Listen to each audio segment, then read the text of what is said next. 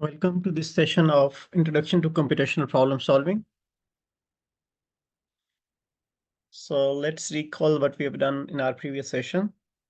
We talked about a piece of code which is repeatable. That means that there's a task, there's a piece of logic that needs to be repeated again and again. So we talked about two major choices that how to cope up with this situation. The first situation is that uh, we write that repeatable part of code again and again. The second choice is that go with loops. So in our previous session, we talked about loops. So loops help us to write that repeatable piece of code once, and then enclose that piece into a loop, and that helps us to repeat that part as many times as we want. So let's go over a few problems to understand loops in a little more detail. So problem number one is that we have been given a number and our task is to find factorial of that number. So some of you might be already aware of that. What is a factorial? So factorial is defined as this exclamation sign is the operation or operator or symbol which notates factorial. So n factorial is equal to n multiplied by one lesser number, then multiplied by one further lesser number, and we keep on going down to 1. So for example, if I have to compute factorial of 5, so we'll write it as 5, this factorial sign equals, this is 5 times 4 times 3 times 2 times 1. So this will give us factorial of 5. So if we calculate this multiplication, so it will give us 120. So 120 is factorial of 5. Now in our context, we need to figure out that what is that repeatable part which is being repeated again and again, and we need to decode that part, identify it, and then enclose it in a loop. So one thing which we can see common across all these things is this multiplication operation. So multiplication is an operation which needs two operands. So these two operands are being put together in one multiplication. So once we have this whole answer, we put this whole green box as one operand and we multiply it with 3. And once we have that whole thing as 3, we put this red box as one operand and we multiply it with 2. So this gives us another answer. And finally, just to conclude this whole thing, we take this blue box as one operand and multiply it with 1. And this gives us the answer 120. So the repeatable part is the multiplication operation. So which means at one time we need to multiply, we need to start with the input. We multiply it with one smaller number. We need to store the answer, and that answer needs to be multiplied with 3 or next number. And then we need to repeat this whole logic. So let's go to Scratch and try to figure out that how it'll be coming along this whole logic. A couple of important points which we need to keep in mind before we get to Scratch. One is that we need to have a variable which will be holding input. We will be needing another variable to hold the answer, and then the next answer, and then the further next answer. So that answer, the previous answer, is getting multiplied with some number which is decreasing. So we need to capture that decreasing thing as well. So let's go to Scratch, and we'll be needing probably these 3 variables to take care of this whole thing and see that how things come along.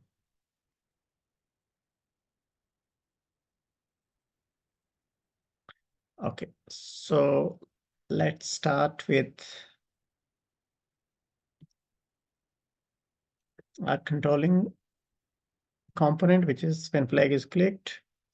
So over here, we need multiple variables. So let's start creating the variables. So the first variable is what we call input.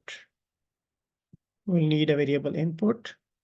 The next variable which we might need over here is something called answer that will be holding our intermediate and final answers. And then we need to have some repeat mechanism. We need to have something which needs to repeat again and again. So that repeating thing is that if you have noticed that thing on the slide, we repeated that whole operation 5 times. Why did we repeat it 5 times? Because our input was 5. So we can use that input variable for the repeat loop that keep on repeating same number of time as the input.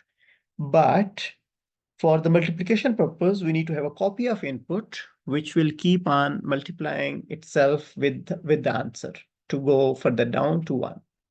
So we need to have another variable for that purpose, and we can call it maybe, we can call it like some variable f. So at the start, we need to take the input from the user.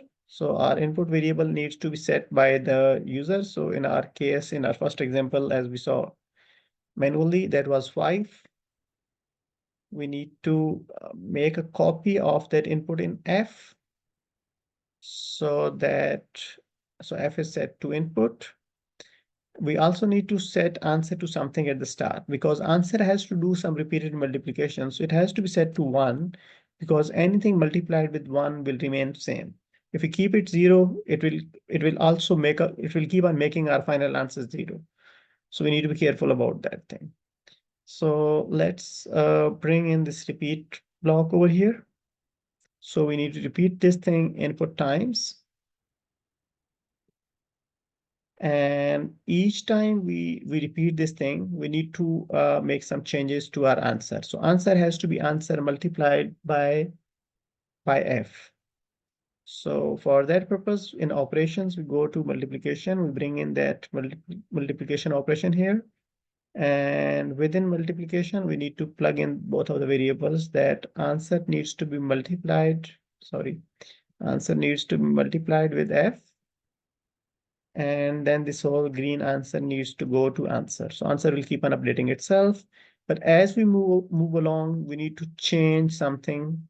And that changing thing is that we need to change f to f minus 1. So we need to bring in here this, so that it keeps on decrementing. So for the first time, f will be same as input. It will be 5. Next time it should be 4. Next time it should be 3 and 2 and so on. And each time it runs, it multiplies it with the previous answer and updates the answer.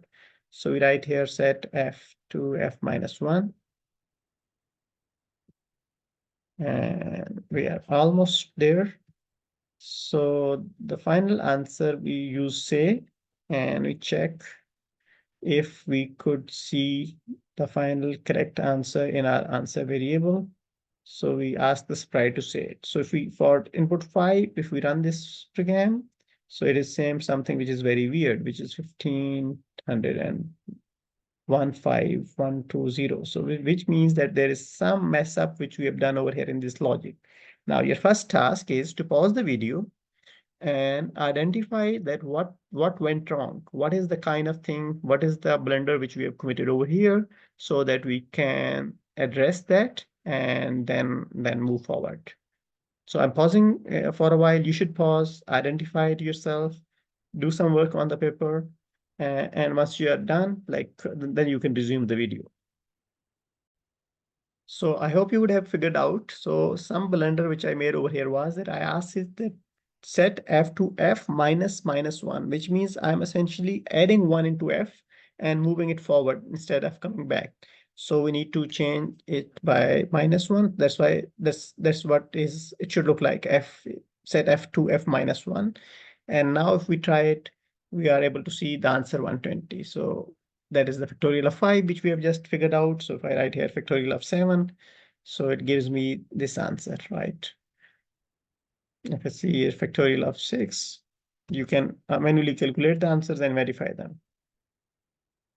Before we move forward, you should be having a complete grip on this entire solution, and more importantly about the logic, that why did we go through all these individual steps, or you might be coming up with an alternate equally good logic as well. But please make sure that you are comfortable with the entire logic before we move forward. So let's go to problem 2. This time we are using here a slightly different kind of terminology, and that is that we are using a string. So string is a sequence of letters or characters and our task is find the number of letters in it. So it's not really a loop problem, but I just wanted to introduce string because we never talked about strings in our previous exercises. So string is a sequence of letters. By length, we mean that like we need to count the number of letters in that string. So for example, this string A, B, C, D, E, F, G, H has 8 letters. So if we go back to our program, so we need to have that input variable. So I'm just keeping that input variable over here and trashing rest of the stuff. So, but this time our input is no more a number. It's going to be a string. So let's say it's going to be A, B, C, D, E, F, G, H, I. And our task is to say the length. Now, if you go into operators and look for the relevant operators, there is something which is called length of apple. So apple is a string, which is a like default preset string over here. So we bring in say, I put in this length stuff over here. I ask it to print length of apple. It says 5 because length of apple is 5. So, but we are interested in length of input. So I go back in variables and I drag input over here in place of apple. And this time it says 9 because the string which I have entered over here also includes I at the end and its length is 9. And so the purpose of this program is just to introduce you to the strings, which is another data type, which covers or captures or caters for another kind of data. So if you go in operations, there are some more operations which I would strongly urge you to try on your own, like join, letter 1 of apple or 2 of apple, and so on, and length. And then there are some more like contains and those kind of things as well.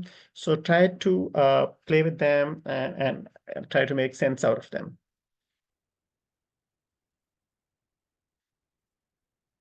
Let's move to the next problem. So given a number n, find first n Fibonacci numbers.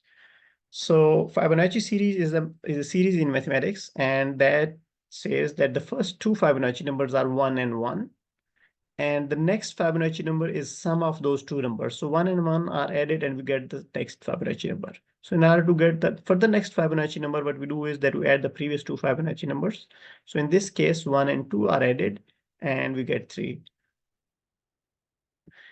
And the same logic keeps on moving forward. So if in order to compute for the next Fibonacci number, we need to add 2 and 3 and we get 5. And so on. So if we want to get further of next Fibonacci number, so what we'll be doing is that we'll be adding 3 and 5, and that will give us 8. Or finally, if you look at the rightmost side, if I have to compute 34, that has to be computed as sum of the previous 2 Fibonacci numbers. So except the first 2 Fibonacci numbers, each nth Fibonacci number, I'm notating it as n, fn. So f of n is equal to f of n minus 1, which means the previous Fibonacci number, plus f of n minus 2, which means previous Fibonacci number. So the previous 2 Fibonacci numbers add up together to get the next Fibonacci number. And what we know is that the first Fibonacci number is given to us. That is f of 1. So that is 1. That is the first Fibonacci number. And the second Fibonacci number is also given to us. We notate it as f2. And that is also 1. So now we need to sort of take care of this logic in our code. We have to build a Scratch program, which will be taking n, and then it will be displaying us that the Fibonacci numbers in a sequence with some pauses. But before we go to the code, one thing which we need to understand over here is that at the start, we need to have 2 variables. Let's say we have f1, and the next variable is f2. So in order to compute f3, we need to add these 2 numbers. So once they get added up, we get this number 2. But once this addition has been done and we have to move forward, we also need to move this window forward. We need to change the location of f1 and f2 to 1 step towards right. So this one should become f1 and 2 should become f2. And then they will be added together to get the next number. So keep this logic in mind. I would strongly urge that pause the video over here, try this program on your own, and if you succeed, that will be an excellent attempt. Even if you don't succeed, that's fine, but I would strongly urge to get into the nitty-gritty details of this whole thing. So let's move one step forward, go to Scratch.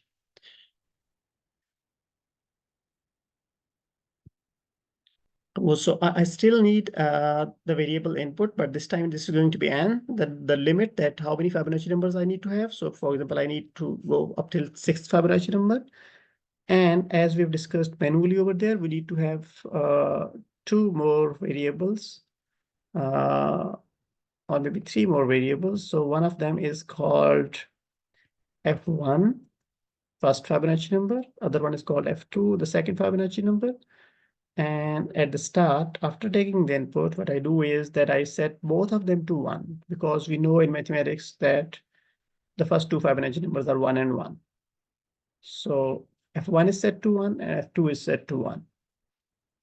Now, you need to figure out, we need to move forward. So just imagine that we have to find the third Fibonacci number. So what would be that? How to compute the third Fibonacci number? So for third Fibonacci number, we just need to do one addition, and that is that we want to add. We need to add F1 and F2. So though we'll need some what do you call it? Let me bring this looks thing over here. Bring say, and in the operations we have this add operation. And from variables, we bring in F1 and F2. So I plug in F1 and F2 over here. So if I just ask to say the third Fibonacci numbers, that is 2, that is fine. But if I ask it to find the fourth Fibonacci number or fifth Fibonacci number or eighth Fibonacci number, that's the kind of thing that that it has to figure out some stuff. It needs to identify some repeatable part, and that needs to be enclosed in logic. So one simple repeatable thing is this addition of the previous 2 Fibonacci numbers, and we need to bring in this repeat thing. We need to put it inside that thing, right? So, or just to keep it like little clean, what we do is that at the start, we put 2 say over here. In the first one, we ask it to print or say F1. In the second one, we ask it to say F2, and we put a weight in between so that we can see that those numbers are being displayed. So the first 2 Fibonacci numbers are displayed. And then after every repeatable part over here, we need a pause of 1 second, for example. Or you can change this pause depending on the kind of stuff you can see. Now, the critical question over here is, which you have to figure out for me, that how many times this loop needs to be repeated. You've just seen that if input is 3, this was supposed to run once. Why it was supposed to run once? Because the values of the first 2 Fibonacci numbers are known. They don't need to be computed. So we essentially need to move from 3 minus 2, which means input minus 2 times. So over here, we don't need to repeat it 10 or 3 times or input times. We just need to repeat it input minus 2 times, because the first 2 Fibonacci numbers don't need to be computed. They are already known. So we bring in here input minus 2 times. Now, this is doing some stuff, but one critical component is missing over here. Though the sum of the previous 2 Fibonacci number is being displayed, the critical and the last component is that we need to move forward. We need to change the values of F1 and F2. And for that purpose, we'll create another temporary variable in between to take care of those movements. So what we do is that after that print is done, we need to set temp, a new variable, to F1, so that the current value of F1 is preserved. We'll see in a while that why do we need to preserve that value.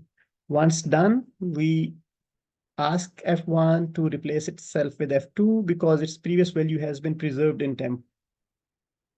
And then finally, we have to update F2. And now this F2, if you have been following me, that has to be sum of the previous F1 and F2. So the sum of F1, but that F1 has been now overwritten. That is now in temp. So the previous F1 is now temp. So that temp plus the current F1, they have to become, the sum has to become F2, and this is how we'll keep on moving forward. Now, if we look at, if keep an eye on sprite, so it says 1, 1, and 2. So it has printed the first 3 Fibonacci numbers. Let's ask it to print the first 8 Fibonacci numbers.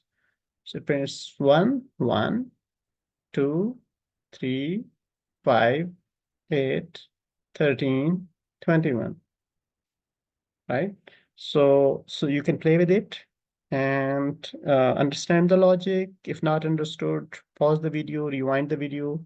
And again, the suggestion which I am sharing again and again is that move forward only if you are completely clear about the previous stuff. Okay, let's move to the next problem.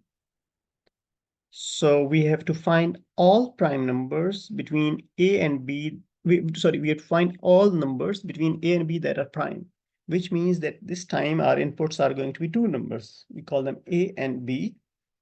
And between A and B, both inclusive, we have to print or say, or our sprite has to say all those numbers between A and B that are prime. So for example, all prime numbers between 10 and 20 are 11, 13, 17, and 19. The good thing is that we know from our previous session that how to figure out, given a number, how to figure out whether that number is prime or not. But this time that number has to be given, will be given as A at the start, and will keep on moving forward to B. And as we reach to B, we'll stop. So we need to figure out one thing over here. We need to figure out many things, but one thing which we need to figure out is that how many times we need to repeat this whole thing. So for example, if we have to start from 5 and someone asks us to go to up till 10, so and if both of them are inclusive, so our total number of candidates which we need to check in between are 5, 6, 7, 8, 9, and 10. So their count is 6, which means that I need to run that whole thing 6 times. So that 6 times is actually coming from B minus A plus 1. So B and A are 2 inputs. B minus A plus 1 is the outer or bigger enclosing loop, which has to run these many times. Let's run back to the code.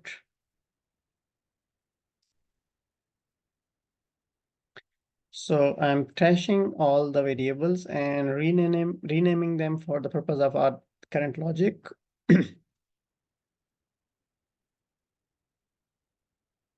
So one variable is going to be A, other one is going to be B. Then there are going to be many other variables which we'll need. So for example, one variable is going to be candidate number, which needs to be checked whether it is prime or not. And if it's prime, we need to display it. So that candidate prime is being stored in candidate. Its starting value is A, its ending value has to be B. So we create a variable named as candidate, and for each candidate, we need to count the number of factors. So let's say we call it count. So count is essentially a count of factors, and we need to have another variable called factor, which will keep on acting as a possible potential factor for different candidates. And if it is really a factor of a candidate, then count will be incremented. So that's the kind of logic which we wrote in our previous session. So let's first start with that previous logic. So in that logic, we started with something that we have a variable candidate. So that has to come from somewhere. So we can assume for a while that this is coming from the user. So then what we did last time was that after candidate is set, so we need to set our count to 0 because we have not come across any factor of candidate so far at the start. And then we set our factor to 1, which is the first potential factor of any number. Then we included a loop, a repeat loop over here, and that loop was repeating certain number of times. So it is starting from 1, so it was supposed to run candidate times.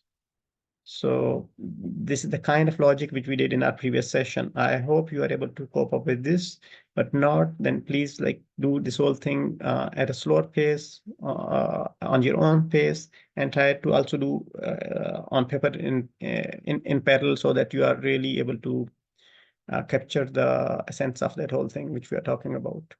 So then we talked about, then within that thing, we said that we are checking something, and that was, for that purpose, we used an if statement, and we were checking against equality of something. So on the right hand side, it was 0. Guess what was on the left hand side? Take a pause, guess yourself that what was in this white box. So if you paused the video, you would have come back, you might have figured out that it was a mod operation, because we're checking divisibility of candidate over a possible factor. So it has to be filled with candidate mod factor. So if candidate mod factor equals 0, then what we did last time was that we'll update the count, that we have update the count by 1, which means that we are essentially counting the number of factors. And outside the if statement, irrespective of its truthfulness, we are moving the factor one step forward, and we'll keep on doing this thing candidate times. So once we are done with this whole thing, at the end, we were checking this thing. I will putting a loop that where we were examining the value inside the variable count. So if the value inside the variable count is 2, that means that we've exactly come across 2 factors, and that means that that number is prime. If that number is prime, we're saying that, say that number over here, and that's what we are interested in, say candidate. So we are interested in printing the value of candidate. And because we have to enclose this whole loop in a bigger loop, because and we have to check many of the numbers whether they are prime or not. So just for the sake of control, I'm putting a wait over here, that after displaying a prime, just wait for 1 second. Now this whole thing is now pretty much good enough. Let's say if we give it 43, it should be able to display 43 because that's the prime number. And it didn't display, so which means that something went wrong.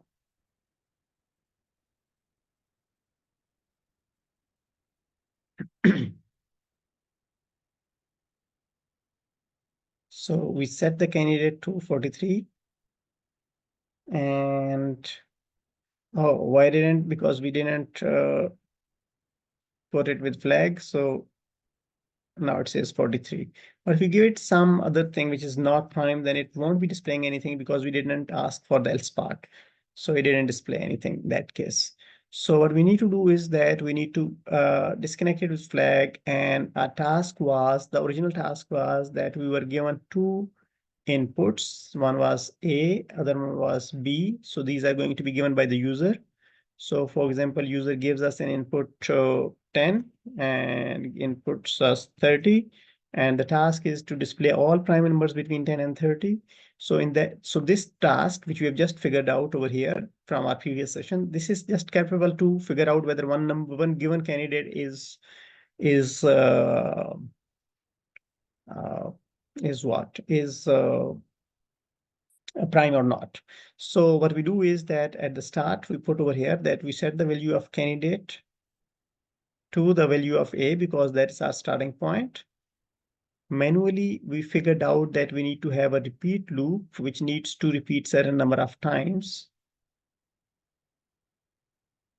And that certain number of times was that we were supposed to do this thing, we were supposed to bring in this logic, A plus B, B minus A plus 1. So we need to bring in this B minus thing over here. So this is B minus A plus 1 times, same logic as we saw from that, how many numbers are there from 5 to 10. They're 10 minus 5 plus 1. So this has to run that many times. And whatever is the candidate, so the candidate is being set at this before the loop. So I'm just disconnecting it from there. And once that candidate which started from A has been checked, and if it would have been prime, then it will move forward. It would say prime, and then it has to move forward. And in order to make it move forward, what we need to do is that we need to change candidate by one. So I just bring in this change statement at the end of the outer loop, change candidate by one, so it will move to the next candidate. So if we try it now, it says 11, 13, 17, 19, 23, 29. So these are the prime numbers between 10 and 30. If we change the starting space, so for example, like print all prime numbers from 5 to, let's say, 23. So 23 and 5 both are inclusive this time. So it starts with 5, 7, 11, 13, 17, 20, and 23. So both of them are included. So it's working as expected. So this is a very important program because it uses different pieces of logic from different kinds of concepts. So we should be quite comfortable with this kind of logic and should be able to solve the problems of this kind of complexity. There's a practice problem set as well. So you may try that one if you're comfortable with this logic, then you can try those practice problems. And that should be laying down a very good foundation for your programming future. Okay, the last problem is problem 5, and we are not going to solve this problem, but I'm just going to explain it. And this is a homework task, completely ungraded. So given two inputs, x and limit, print all numbers less than the limit that are exact powers of n, which means we have to take two inputs, x and limit. So if or x, I mistakenly wrote here n, so you may assume that so okay, this is n, right? Because I'm repeatedly using n. So n and x are actually referring to the same thing. So if n is 2, limit is 20, so print all powers of 2 which are less than 20. So first power of 2 is 2 raised power 0, which is 1, then 2 raised power 1, 2 raised power 2, 2 raised power 3, 2 raised to the power of 4, and so on. So try it on your own, and that's it from my side. Thank you very much.